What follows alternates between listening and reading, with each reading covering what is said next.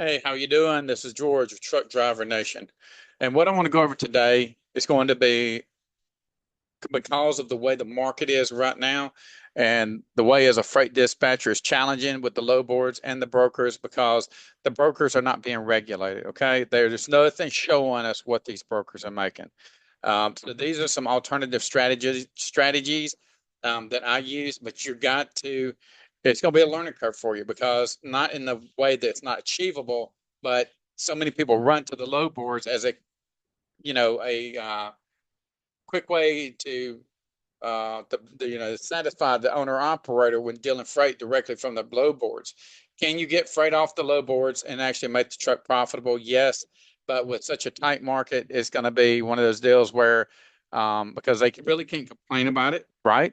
Okay, they can't because they're dependent on the flow boards too, and that's the reason they're hiring you as a freight dispatcher so you can offer this to them, obviously, in your overall strategy.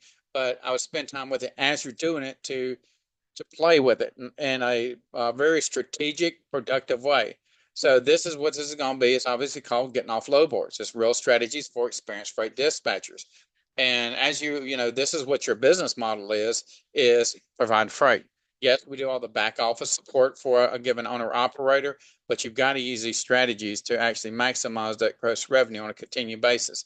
And also make sure that you highlight to the given, owner operator, whatever, this is your business model for the way that you're actually handling things so they don't feel like they're just stepping in with another dispatcher that is actually just doing the same old thing that the person before them were doing. Um, and will this be profitable?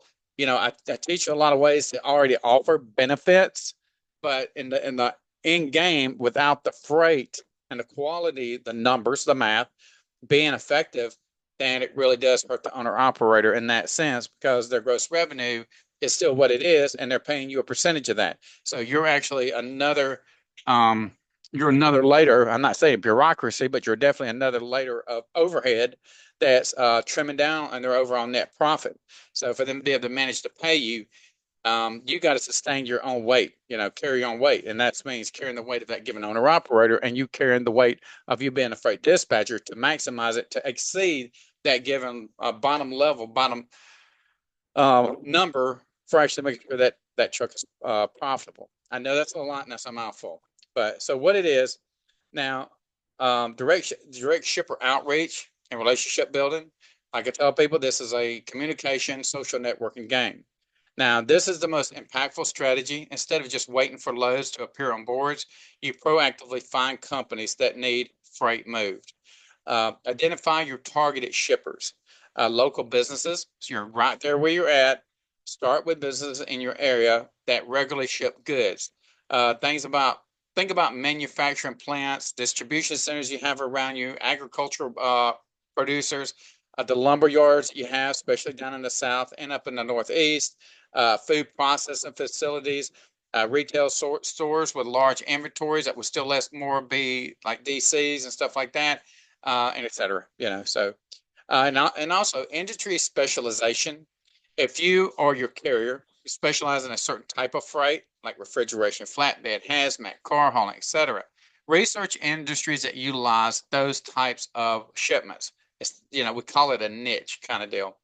Also, Google Maps or Google Earth, as mentioned in search results, use these tools to scout for large shipping buildings with numerous bay doors. I always look at the bay doors, and I'm going to go ahead and interject this right now that Seamless AI and Zoom.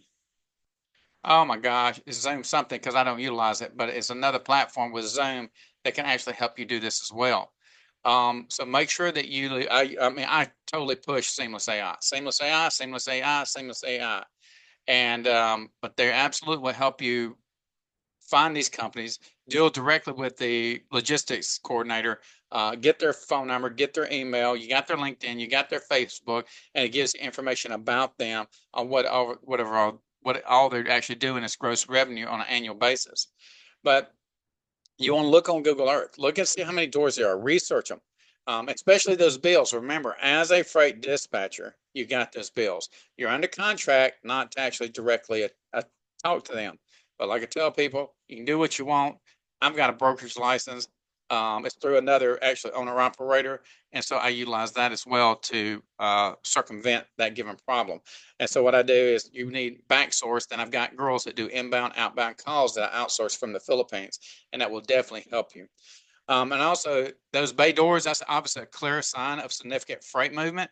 But if I click it up and I'm seeing all the doors empty, one that could mean that they're on an actual schedule, 9 to 5, 9 to 4, whatever it might be.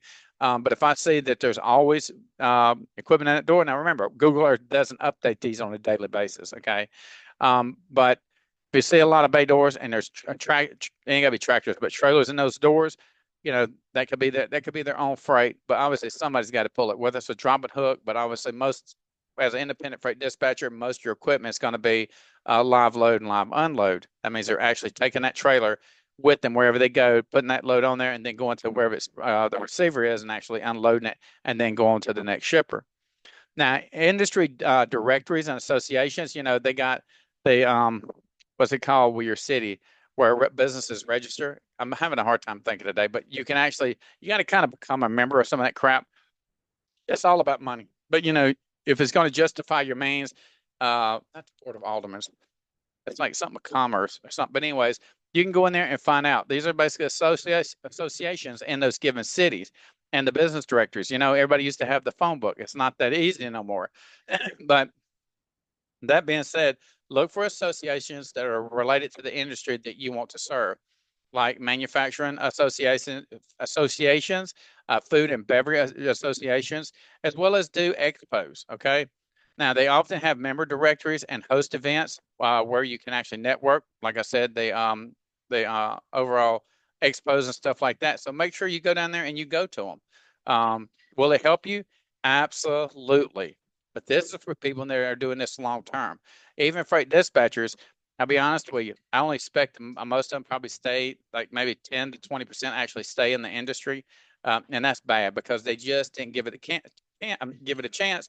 But like I tell everybody, you get out of this what you put into it. I put my life into it.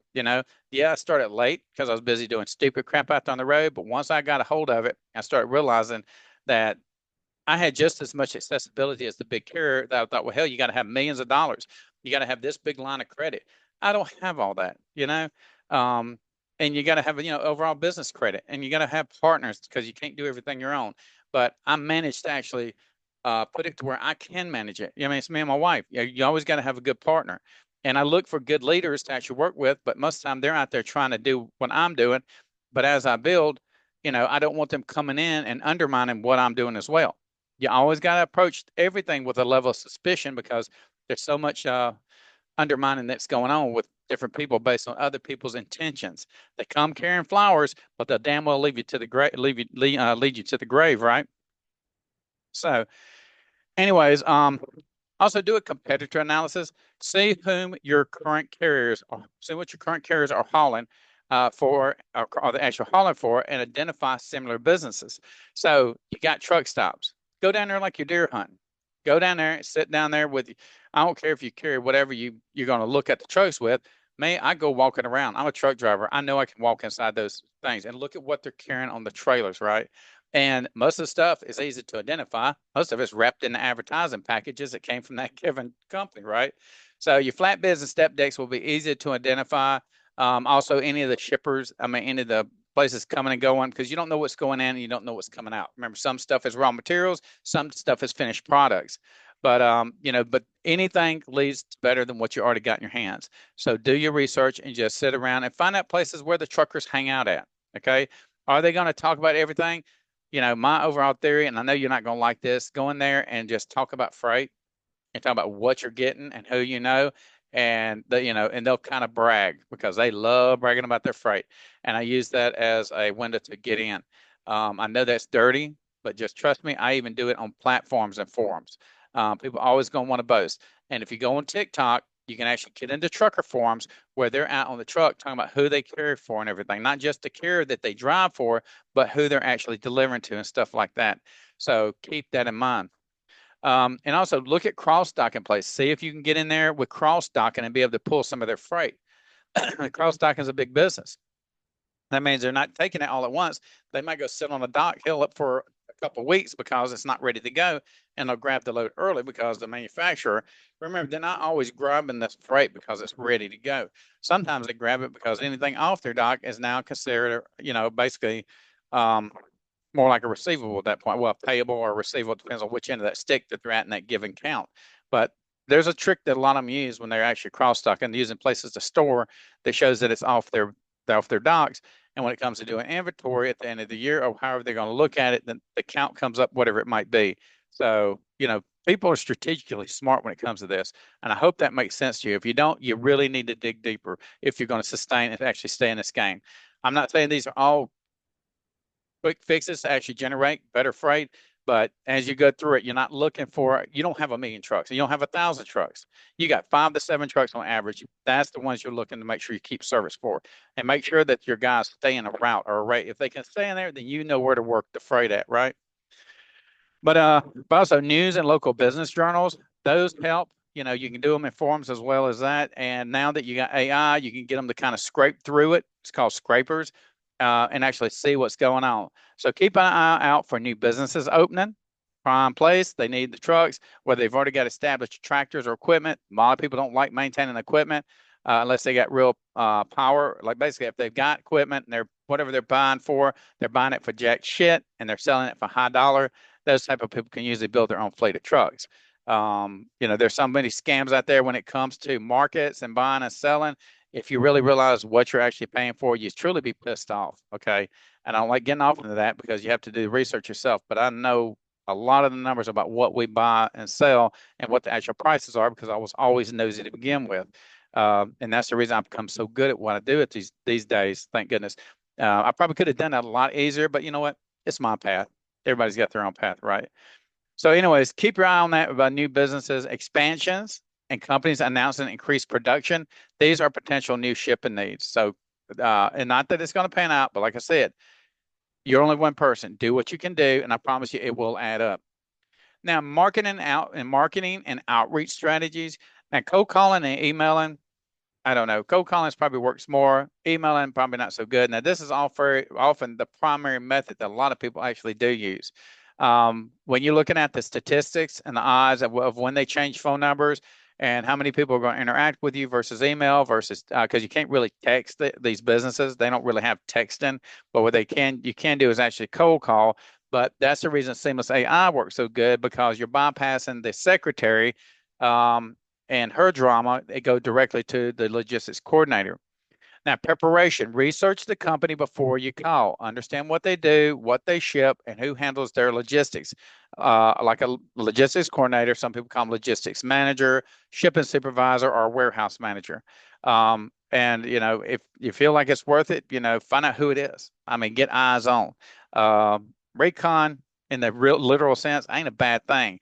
Don't become a stalker, right? But if it's an account that pays good because you got information somewhere, you got to get in that door. Okay. You do what you take. This is business. Okay. And ain't nobody going to judge you. If you're hungry, you're hungry. I stay hungry. Okay. And I'm proud of it, because the day I quit being hungry is the day I become a lazy ass person. Now, value proposition. Don't just ask if they need a truck. Explain how your dispatching service and the carriers that you work with, like the people you're actually dealing with, can solve their pain points. Because I'm not looking for what's already working for them. Where are you hurting at? What routes suck for you? Where are the things that you need help in? So I can actually do a legitimate analysis of where I'm at, and can I actually fill those gaps? Don't give them hypotheticals, because they're going to remember your face, they're going to remember your name, and that's actually going to come back on you. But anyways, highlight your reliability. Tell them how long you've been in business. Tell them how long your owner operators have been in business. Know your equipment. Explain, I got time-lapse equipment. I got brand new reefer units. I got, all my step decks have ramps on them. My guys got 15, 20 years. I don't have nobody below 5 years experience. They got great driving records, great PSPs or CSAs. So they know that obviously you know what you're talking about when what they're going to be looking at and evaluating the overall status of that equipment. They're sure that their product's going to get from wherever they're shipping it from to their receiver, which is the paying customer. Communication. Explain how you keep your line of communication and you don't take it just literally laying back. If you don't want to communicate as a freight dispatcher, then you damn well don't even need to come through the doors with this. You got to learn to communicate. Hear this mouth? That's a damn selling machine. Like I tell people, don't hit the moneymaker, right? So, and specialized equipment. Tell them what you do have specialized. If you're doing car hauling or anything like that, make sure you understand how you logistically can provide those services. And if there's any shortcomings, like you need a forklift, if it's something in particular, then tell them, I'll need a forklift. I don't have ramps or whatever it might entail when it comes to that. Efficiency, my people run. Like my people run. If you're not a runner, I'm gonna spot you out because I got access to your ELD. You will have to go. I'll still get you freight. Don't even sweat that. I will call you. You call me, and if I got something on the board, I will damn well hand it to you. But you're not going to probably be the primary one taking up my time. My time's worth money because what I know, my knowledge and my skills and my work ethic are worth that money. So don't come through the door thinking you're the next best thing because even I'm replaceable. The competitive rates, explain how you can be competitive. Even if you don't know what it is, say, hey, learn to ask them. I mean, do you mind sharing the rates with you so I can see if we can actually underbid that? Because I know how much, I know my guys, their fuel cards, I know how much they're saving per gallon. All these things actually make an effect. How much are they paying for their trailer payments? What are they paying for if they're sharing it with me, how much are they paying for their truck payments? And when I'm dealing with my owner operator, I say, dude, you got to share me everything so I can logistically see what we can take like it's my own truck. If I can't act like or behave like the way that's my own truck, how in the hell do you want me to actually be an effective freight dispatcher for you? Do you want in or do you want out? Okay, that door swings. It can catch you on the way out just the way it caught you on the way in. I'm here to actually, honestly, open-heartedly help you as a freight dispatcher. But you, as a freight dispatcher, have got to come to grips with what your actual underlying responsibility is. Instead of just pulling freight, here you go. This one pays this per mile. That shit ain't gonna run very long. That's fact, that's actually unsustainable, especially right now. It's totally unsustainable. Persistence without being annoying. I got students that annoy me, and boy, they rag my ass. And I'll get some like, brother, oh my God, dude, if we were hanging out with each other, I might have to put my hands on you. You're killing me. But you know what? When they're actually annoying me, sometimes it actually brings out the better portion of me because I realize they're that hungry and I respect it. But when you're dealing with the shippers, they're not on the same page as we are, trying to grow up, make something out of nothing kind of deal.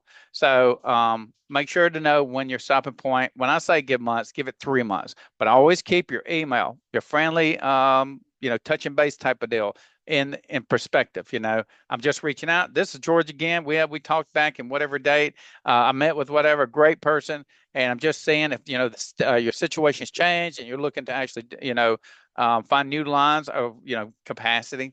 Or you need new lines of capacity to actually carry some of your merchandise or whatever you're doing. Because I got equipment that fits exactly the profile that what you're looking at because we had that previous discussion, and just kind of interject that. Don't make it a long damn 1,000-page resume. That's a simple touch. I'd like the opportunity to call you if you are interested in talking with me again or swinging by. I'm in your local area since we're talking about dealing with people locally, right? Or anything like that. So even your owner operators, remember, if they're in that given region and you're dealing with that freight or looking for extra shippers out of that freight, make sure you know what kind of shippers you have. Okay. And you know where their lanes are at. So is it worth them going over there? Last times, probably not, because they're probably so damn far out of route for whatever given point. But if they are in that region, don't remember all the tools you have in your toolbox because it's going to benefit them. Say, look, Dave, talk to him. I got somebody here. It's right there on whatever interstate. They're just right off, not even 5 miles. Can you run in there and say, hey, you're with basically because I tell them Truck Driver Nation because the MC is not Truck Driver Nation. I'm Truck Driver Nation. I'm the one that's actually soliciting for their freight, and I represent those MCs that are my actual owner operators. But that being said, then it might be a step into the door. Now you got to make sure you're feeling about it. You don't want to just run your owner operator over there, and when you're listening to the voice, listen for those red flags. Red flags is the key to the universe when it comes to logistics. Understand what your language means and what doesn't sound quite in tone, right? And always remember you're dealing with different cultures, not cultures, different regions of the United States. Okay, I'm from down south, Mississippi, redneck trash at the whole 9 yards, right? Alabama, still the same thing. We operate differently in our overall social um, environment, the way we actually talk to each other and bullshit versus somebody that's up, like say, out in New York or Boston. It's still the same sense of humor, but just different gestures, mannerisms, and stuff like that, even in the way that they talk to each other. So keep that in mind and learn to appreciate them, and it would make you go a lot further in your overall understanding of what people are like. But then again, it also helps you in the market, because that's the people you got to kind of adapt to them to understand, what they mean by this. Um, I'm not Italian, I'm not, Irish or anything like that. Yes, I'm white, but my underlying blood is Native American. But I don't run around with feathers in my hair, chopping along like an Indian type of deal neither. So basically, I'm a United States mutt. I blend bread with everything, but I understand the cultures that actually integrate into our society, and I appreciate them because I've been all around the world. So that being said, don't just take everything verbatim. Listen, listen, listen, and then you can make a decision whether you need to run that owner operator there or not. And that's just that right there is just off the sleeve, insight that I have in the way I kind of do things. Now, voice email campaigns, as suggested in the search results, consider using voicemail drop services or well-crafted email sequences to introduce your services. Now, sequences are kind of like what can I use? I guess if you bought a dog, well, no, I mean, it's kind of like that. You fill in it. Let's say, oh no, tell it like a girlfriend, like some chick you're fixing to date, okay, or guy you're fixing to date, right? You have no idea who this person. Yeah, they look, for whatever reason they attracted you, but you don't know jack about them till you kind of introduce yourself, kind of get a little feel for them, make sure where their touchy points are at, that type of stuff. And as you develop, the overall time in that history and that relationship actually develops into whatever that you both are willing to make it into. It's a give and take on any platform when you're talking about this. And so relationships are just like this. You're building a relationship. So as you start doing it, put the sequence of your actual emails in that sequence so that you can kind of move it along. But you don't want to throw the wedding ring on her hand at the first date. You got to give it time to make sure it's a good fit. Because whatever turns out it's actually a bad fit for you, now you've made commitments and now you're well known to that person. And let's say for example, you're doing locally. Business people have a tendency to know business people, especially if they're visiting expos. You don't know who knows who. So don't jump in too deep, too fast. Get to know them and actually nurture it along because you got time, but you know that your freight's always on the bearing end, that you got to keep that gross revenue up. So take your time, but don't wait till obviously they're old and gray and about one's foot in the grave. Make sure you keep it pressing along the whole time. So when it comes to the voicemail drop, for those that don't know what it is, it's basically more like a software kind of platform that you're actually using like pre-recorded messages. And they're basically their automated delivery. So what it does, it makes it so it's faster to move along through the process when you call a number that you're not getting answered, and it'll actually just drop a message. It's more of an efficient way if you want to use this type of system. It really does save time, and the consistency and the quality, it keeps that same consistency, so you're not getting random messages where one moment you're saying this, one moment you say that. It just keeps it in that standard format so that you're not all over the place, and it keeps, so when they're calling you back, you do know what you've already told them without having to make a note on each one. Now, managers that can test different voicemail scripts to see which ones generate the best response rate, and this is obviously leading to a more effective reach out.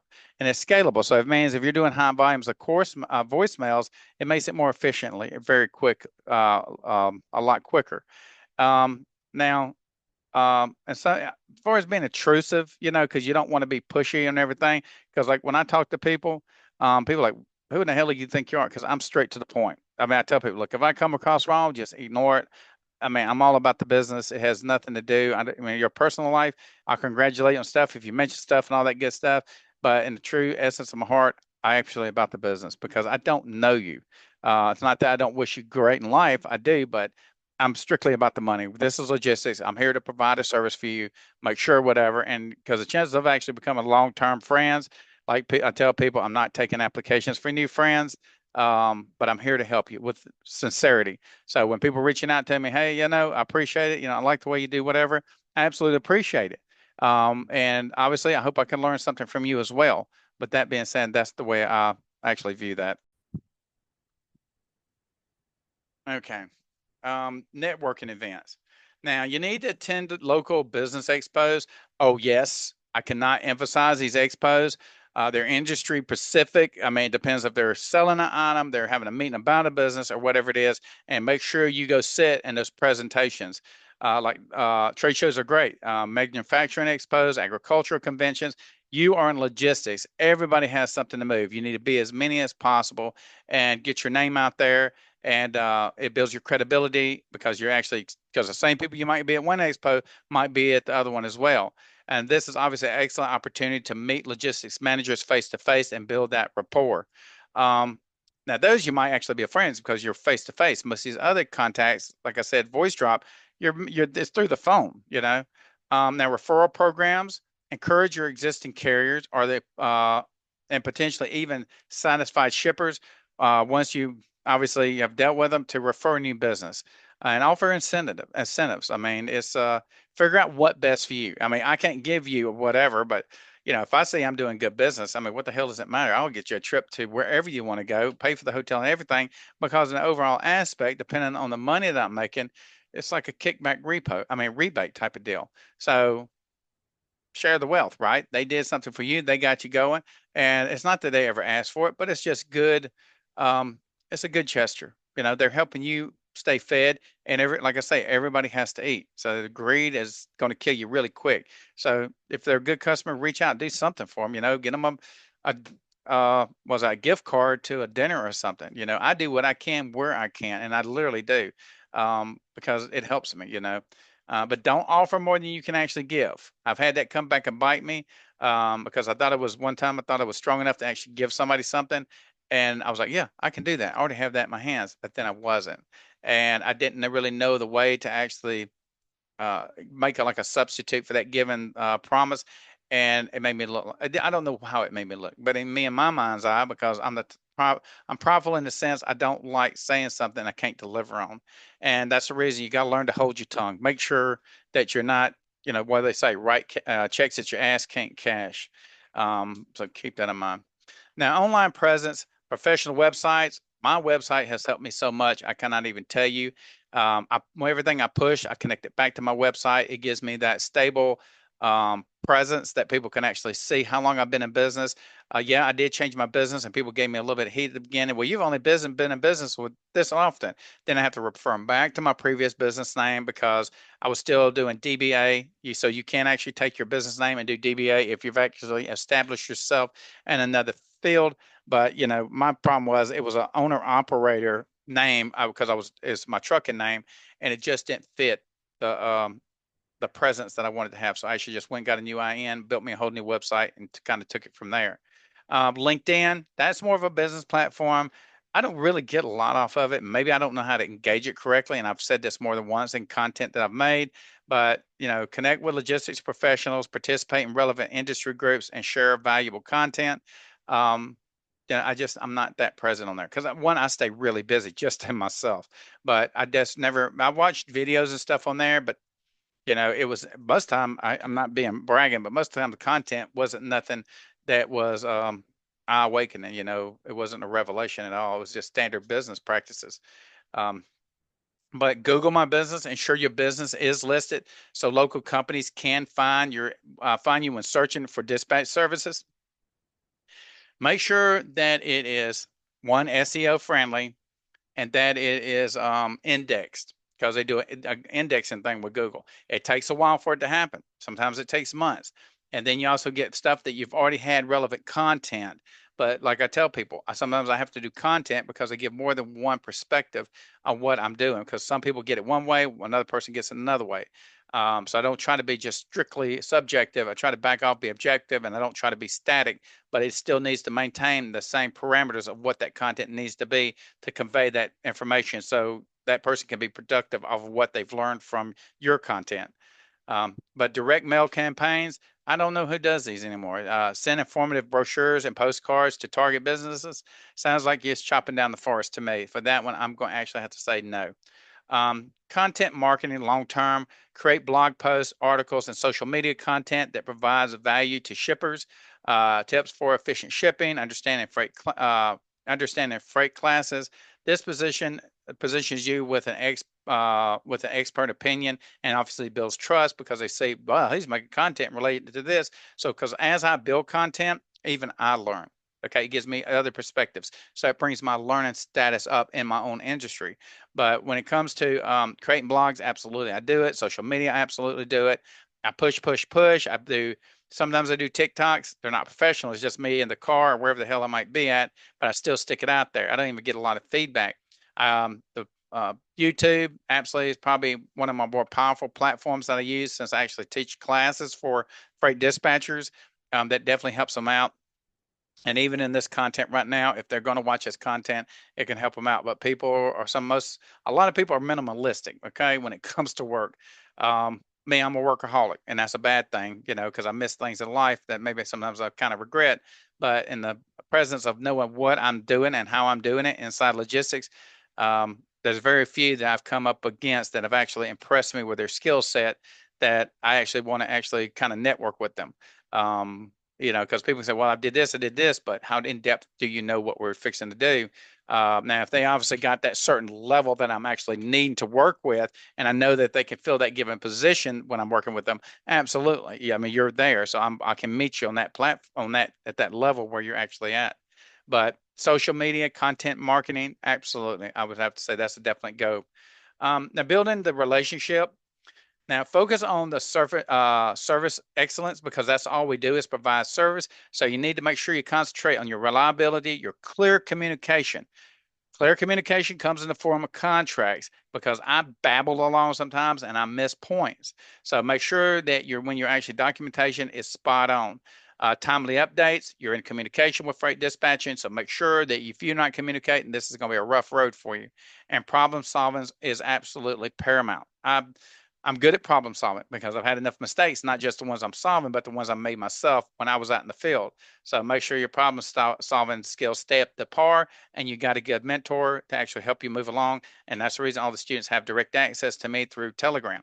Send the message. I will give you the answer. The more content you give me on understanding the the fine-tuned points, then I can actually give you a more precise response. Now, remember, there are always opinions on how I would handle it, because there's still always backline storyline that I don't know about that they forget to tell me. So I give you a general idea of how I handle it, and then you can move forward from there if you choose to use what I'm telling you. Now, shippers want partners they can trust. The whole thing, not just the shippers, but your owner operator. So when you're doing this, make sure all this service that you're providing goes both directions, to the shipper, to the broker, and to your overall owner operator. Like I said, you are in the crossroads. You're picking the strategic spot where you are that fly on the wall. You will learn so much if you just absorb what's coming through, not just make a quick decision, a quick sell, or quick move, and then move along. That's bad. You're missing so much. It's going to make you so much stronger in the long run. Yeah, it takes time, it takes effort, and it takes actual concentrating, not to just sit there and memorize it, but the journal exposure. What's actually retained in the human brain that actually comes back to the surface. I don't know the brain, okay, but I know the more I'm exposed to it, the more effective I've become. So however that works out, I mean, you can sit around and be philosophical about it, but for me, it works, okay? So understand their needs, listen to them, listen before you start jumping into a subject. When I'm actually dealing with people to actually encourage them to become freight dispatchers, by using our services to teach them and offer them, help them to network with owner operators, I'm presenting them something first. But then I have to listen to them too, to make sure that I should suggest that this works for them. If I know that they got a house full of kids, for example, because now we offer to the general public, not just fellow truck drivers, then I have to listen, and they ask me questions because they're unsure about something because they haven't been exposed to transportation. And I tell them, look, this is the way it works. If you've got kids and everything, you've got to make this time. I can't make this time for you, but I'm telling you exactly what you need. If you can do it from this time schedule, this number of days a week, and you apply yourself during that window, then you're going to be successful. If you're going to be 1 foot in, 1 foot out, you got this interrupting you, and you're letting that dominate the situation after you've already engaged in the course, then you're just throw your money out the window. So when I tell people, don't make this move until you're actually ready. We got people that wait 6 months, 9 months, and bam, there they are. They're ready to go one day. And that's the whole point. And they call and they check with us, they ask us more questions, and that's fine. I get people that actually do our webinars more than once because they got questions to ask. And, my presentation is the same thing every time and time again. I'm not a rolling stone, and literally I keep it in a format so the message is the same every time, just like you would do a voice drop type of deal when you actually leave it to an answer machine. So I know what I've said, so I know what I'm actually working with because I know what the content I just gave them. But that being said, make sure that you're obviously listening to them. So obviously ask questions about their typical lanes, what they've got experience with. Um, even if whether it's both ways, whether it's your owner operator or the given shipper that you want to talk to, their freight type, so you can know what kind of assets that you have that you can provide them. What volume? How many loads do they have going out a week? How many loads they got going out a month? Beyond that, I don't do by the quarter, and I don't really do by the year because I don't know where my owner operator is going to be at. Because if they ditch, decide to go home, and then get out of the truck, I don't just have an owner operator just to throw in there, because unless I actually have an account where as a freight agent where we can book that load on the board, then it kind of kills me at that given point. And so specific delivery requirements, like is all this stuff, if it's first come, first serve, is an appointment, those different things. I mean, and what kind of equipment they need. Like I said, the lift gates, if they need a lift gate on the truck or the trailer, if you're doing box truck, I do actually, this incorporates box trucks, but I don't teach them. So when people ask me about smaller equipment, non-CDL stuff, now there are actually lifts that go on side trailers, like, different, the smaller trailers that we call pups and stuff. Then yeah, I'll obviously help them with that because it's just a lift, right? But anyways, also ask them what are their peak seasons. Everything we do in logistics to some degree has a season. Produce has a season. Everything based on what the needs are in the United States. Christmas, it's higher for dry van, reefer, like for ice cream and stuff. All this depends because you're going into the summer. It's gonna be higher demand on ice cream. So a lot of people are not eating ice creams, sitting their ass in the middle of a blizzard. Okay. But as that goes along, you got 4th of July, all these things, and all these businesses look out after. Grocers actually have to deliver to the grocery stores on a daily basis because I used to do it. And because a grocery store only really has 3 days worth of supplies to some degree to supply that given region, and a household only has 3 days of supplies. And that's the reason there's so many grocery stores of one particular, like say, Winn-Dixie or whatever it is in a given area, because they know how much consumption they have in that area. So I can tell people, why would you take more hay out in the pasture to feed the cows when you got X number of cows and you know that roll of hay is going to last those cows for X number of days? It's the same way they look at it in logistics. Let's see, tailor your solutions to their unique operations. Tell them, tailor what you can actually do, not what you know they need, and you're tailoring something at your ass. That's not going to cut it. You just killed that relationship. Only know that you can tailor. If you have to come back for another meeting, say, let me talk to my guys and make sure that they're willing to provide this level or what this alteration service. Now, if it's just equipment based, you know what the capabilities of that given truck is. But if it's a particular lane or time or whatever, make sure that owner operator is actually up for it. And like if they got to have a particular day, can he run that route and be at that given point for that particular day in conjunction with whatever else you already have set up for him as you actually, build him a route or whatever is going to be set up with that given owner operator. Now, be responsive, promptly reply to inquiries and provide quick solutions to issues, whether it's, let me look at that a little bit better, make sure we can fill that need, or you have the answer automatically off your sleeve, give it to them and give it with assertiveness. And so because they don't want no, that's not going to cut it neither. Why in the hell? If you don't know what you're already doing because you're living and breathing every day, then you're not really in transportation. You're literally bullshitting me and going to draw me into something that I don't want to be a part of to begin with, because I still got other responsibilities besides what you're out searching for. So make sure you know what you're doing. You ain't got to be all entailed, right? But you'll know what to say because you already know what you have in your hands. If you don't know, like I said, back off, say, let me check on it. And I hate to check on it. I said, it's not that I'm wanting to check on it, but I don't want to give you felonious information and now you look badly down on me, because my reputation is built out of my name, and that's built over with the people that I work with. Like they say, you're only good as the people you surround yourself with. So make sure that everything you're saying is on money. Consistency, delivering consistency, high quality service on initial loads that can lead to long-term contracts.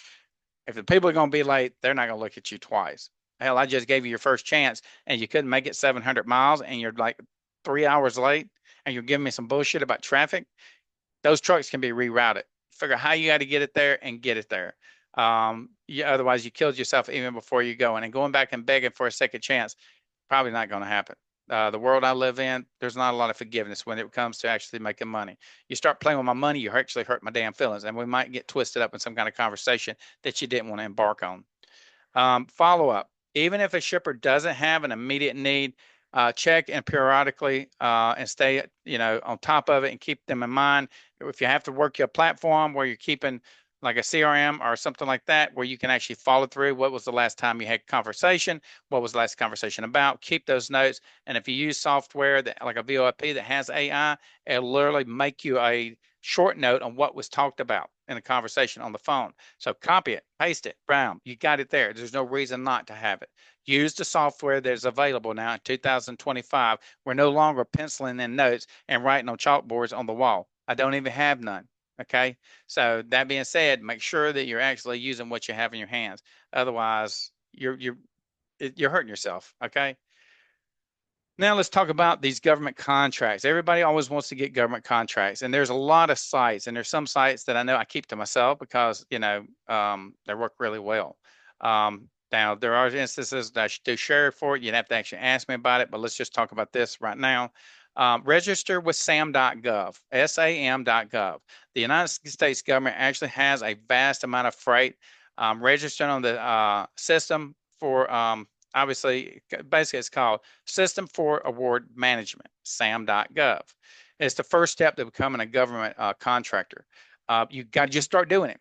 Don't sit here and say, well, I don't know if I should. Just do it. Shit, anything you get, just get it filled out, and engage it. What's going to hurt you? It didn't cost you a penny. It's up your lazy ass to get on there and do it. So just do it. But once you get it done, then you can start moving forward with actually securing this freight, depending on the trailer you have. They got loads for everything. Dry van, reefer, flatbed, step deck. It's the United States government. That's the biggest milk tit that there is. So get on it and suckle as hard as you can. But also search for opportunities. Look for the government contract opportunities related to the freight transportation. Be aware of these contracts can be obviously competitive and often they almost always have specific requirements. So make sure you meet the requirements. They're because they want to see. I mean, it depends. Remember, they're carrying everything.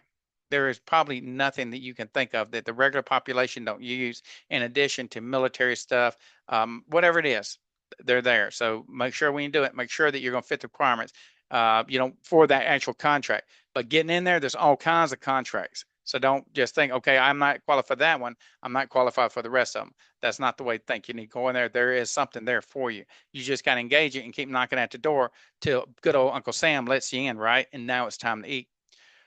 Specialized services and niche markets. Identify a niche. Instead of just trying to serve everyone, focus on a specific type of freight. Mine's step deck. Okay. I don't do all these trailers. I do step deck. Example, hazmat, oversized, temperature controlled, specialized equipment like flatbeds or step decks, or a particular industry, construction materials, automotive parts, fresh produce. So take that and maintain whatever you're going to do. Focus on that one and get good at it. You don't need to conquer every damn thing that's moving in the world. Whatever I'd like to tell people.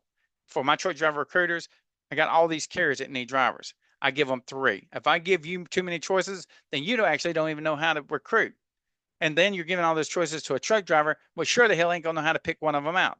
So you're fighting against yourself. It's the same thing with this. All that equipment, just stick to the one type of trailer. And it also saves you time because you're looking for that type of freight for those particular trailers you have instead of trying to do dry van, reefer, flatbed, step deck. And now you're sitting there twirling your thumbs, wasting time on the load boards, trying to look at all those different types of freight that will fit in those specific type of trailers. So specialize yourself. Get yourself a niche going.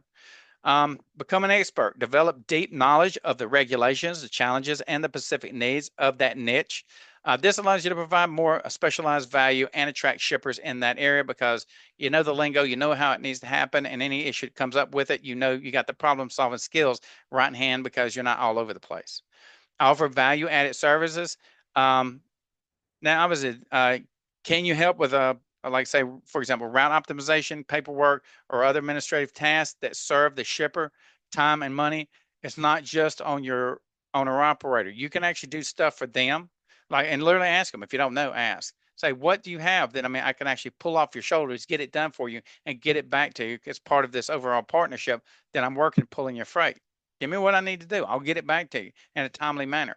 So it goes both ways when you're dealing with your owner operators and when you're dealing with a particular shipper. There's always something else you got to offer. Like they say, there's always one more question you can ask. Don't be afraid to ask them. It's just a question. Remember, everybody came from a uterus. Not everybody knows everything. Everybody learned what we know.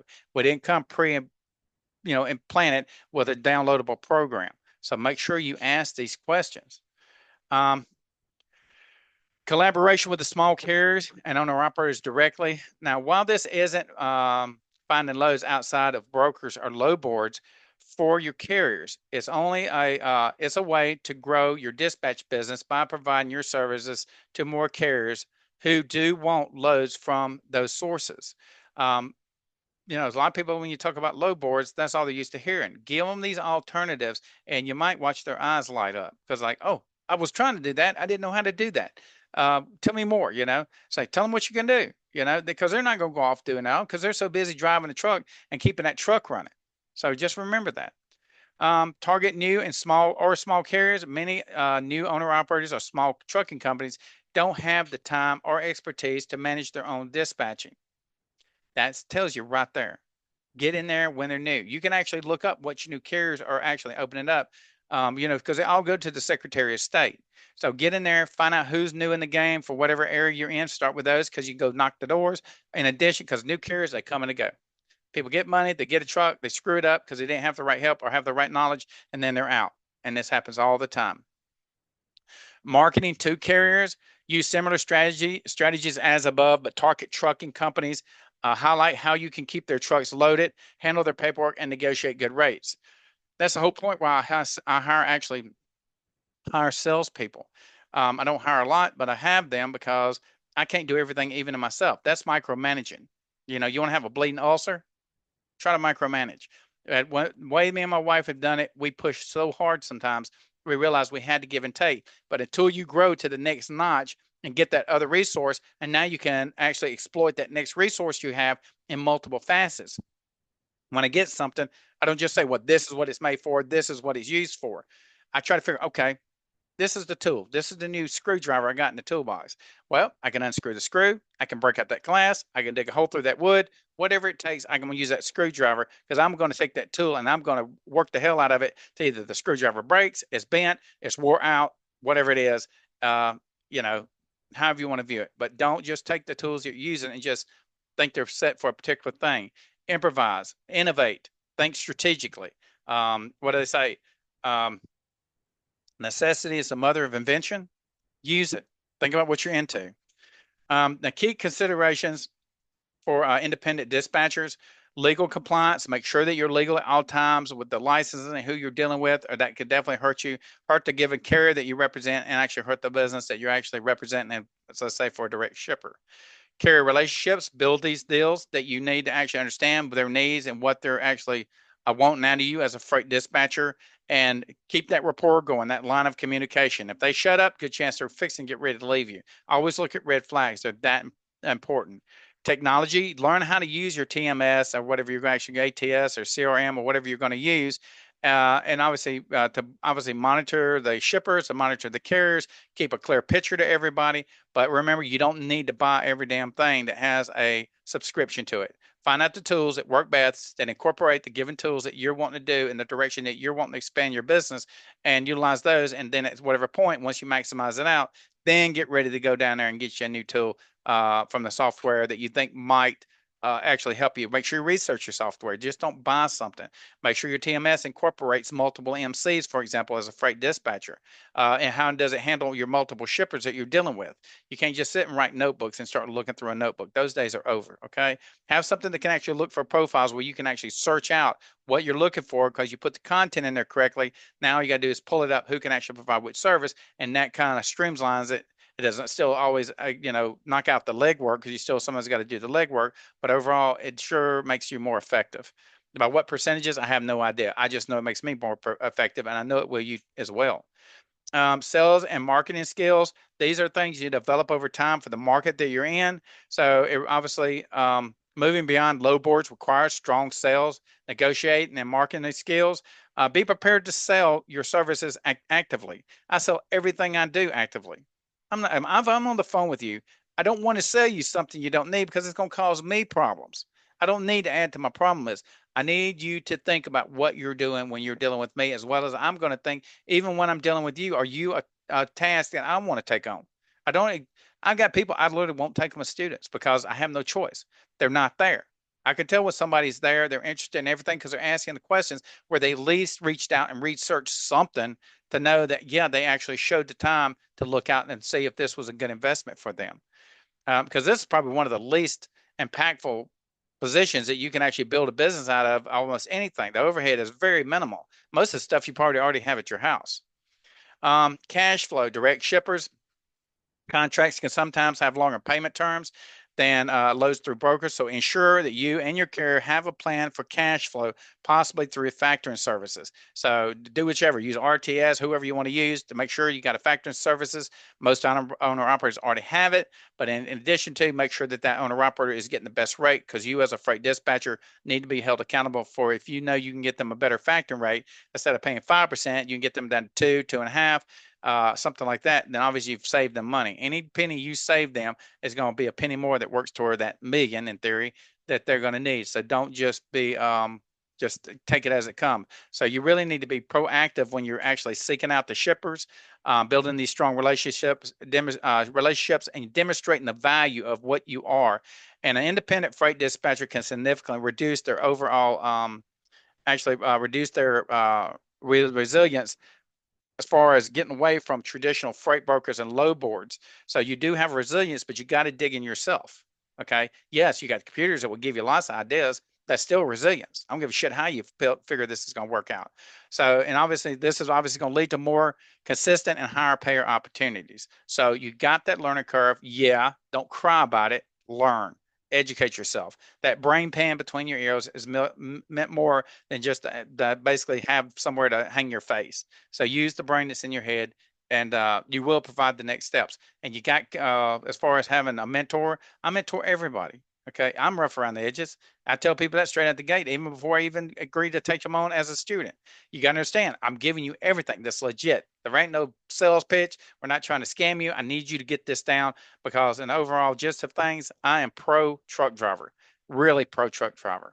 You know, if I could have made the money that I needed to make and actually have my quality of life that I want, I probably wouldn't be freight dispatching. But in order for me to live my life, be with the ones I love, and enjoy the rest of my life in this new step that I've made, besides being a Rolling Stone as a truck driver, I choose this path. And if I'm going to choose this path, I'm going to be the best I can be, which obviously rolls over into you as actually having the best service that you can actually receive from somebody that's already been in logistics 30 years. But anyways, that being said and done, I know this was long. Sorry. Sometimes just no way to get around it.